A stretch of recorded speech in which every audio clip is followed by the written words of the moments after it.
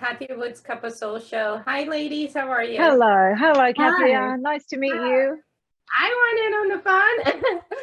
Tony, I have to say, What did you, you say?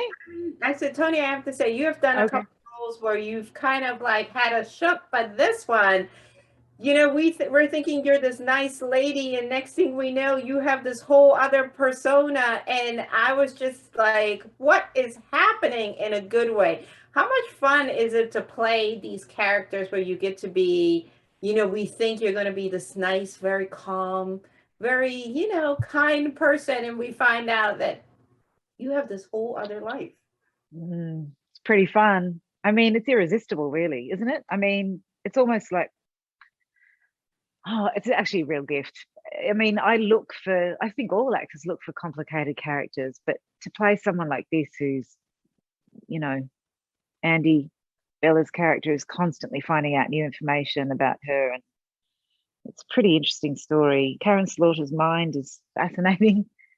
And it says so much about not just mothers and daughters, um, but families and trauma and what we inherit and how we survive it and how we try to break it and how we can't and how we pass it on and how complicated we are as humans. I think it's just a beautiful mess.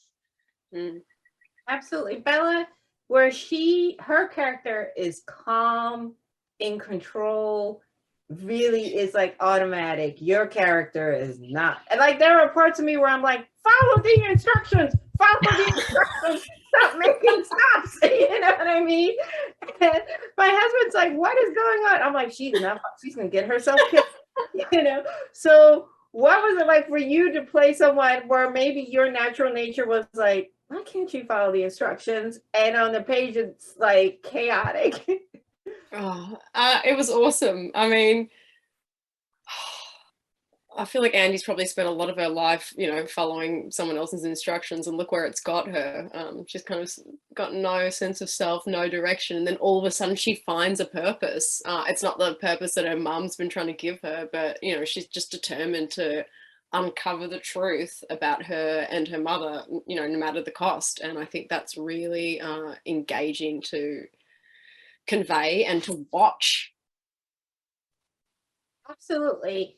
Since it is the mother-daughter dynamic, like if there's one piece of advice that you got from your mom that you didn't think you would use, what is that one piece of advice that you're like, Toni, what is it for you? Let's start with you. My mum said something, it was so unlike her, and it just really struck me. She said, don't look back, keep moving forward. And the time that she said it, I really needed to hear it. Awesome. That's a good one, because we do tend to. Yeah, we live in the rearview mirror, and it's ridiculous because it's gone. You've got to be present. You've got to be present in order to move forward. You can't even really focus too much on the future. I mean, you have to be somewhat prepared, but you certainly can't dwell on the past.